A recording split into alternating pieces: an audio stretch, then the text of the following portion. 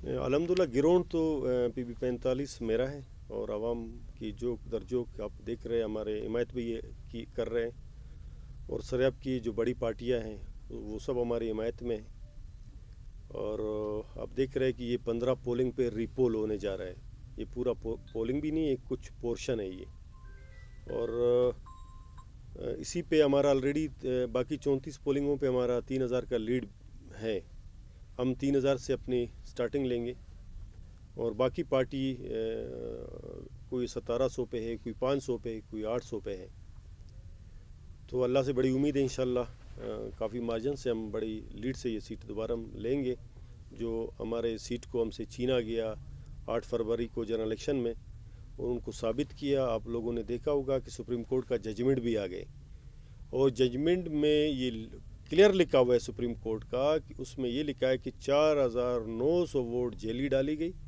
اس میں یہ لکھا ہے کہ جعل سازی کی گئی، ایئر کیا گیا، جعلی فارم 45 کو اپلوڈ کیا گیا۔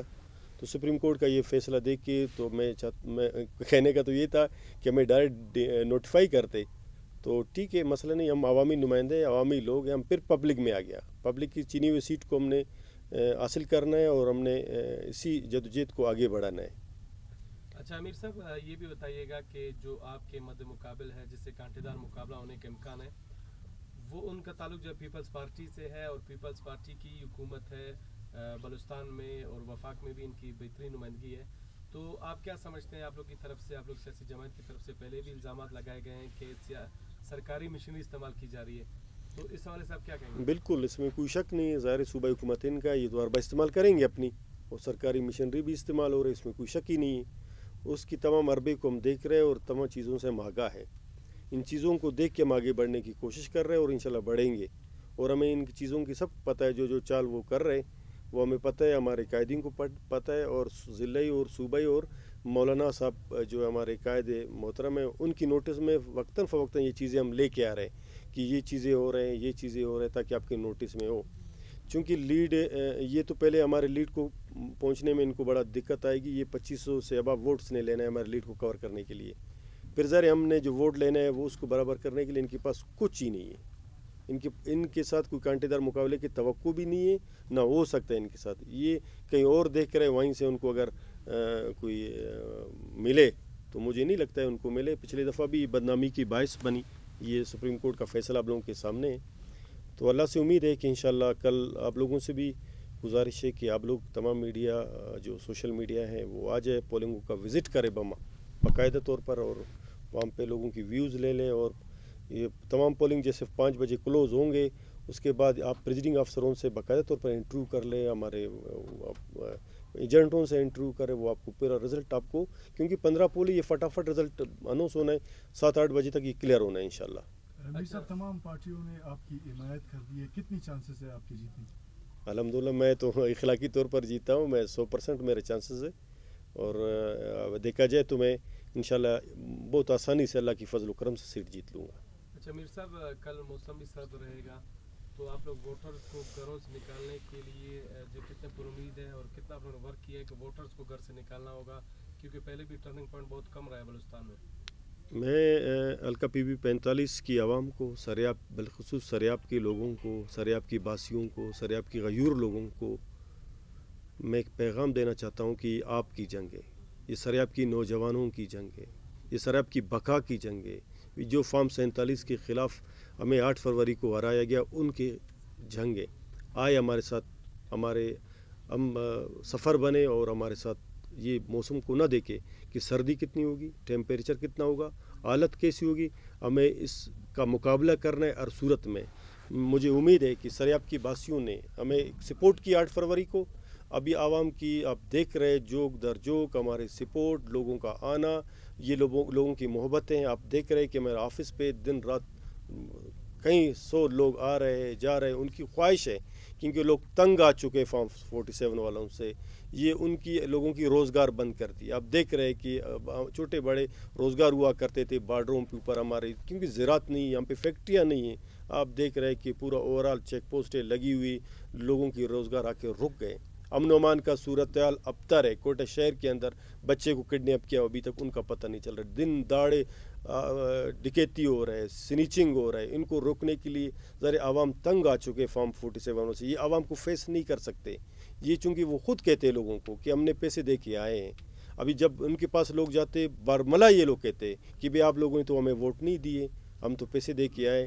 تو یہ جو پیسے دے کے آئے تو ان سے کیا لوگ توقع رکھیں گے؟ کوئی توقع نہیں. لوگ مایوس ہیں، بلوچستان کے لوگ مایوس ہیں، خاص کر پی 45 سریاب شدید مایوس ہے ان فارم 47 والے سے. ابھی ان کے پاس کچھ نہیں ہے، یہ بکلاہٹ کا شکار ہے. ان کی نہ ووٹ ہے نہ کچھ ہے. انشاءاللہ کل آپ دیکھیں گے کہ ان پولنگ اسٹیشنوں سے ہم کافی مرجن سے ووٹ لیں گے اللہ کی فضل و کرم سے. کل ایک ویڈیو بیان میں عاج صاحب نے ایک بیان دیا تھا کہ آپ ایم پی اے نہیں تھے تو آپ نے اس علاقوں میں کیسا کام کروایا.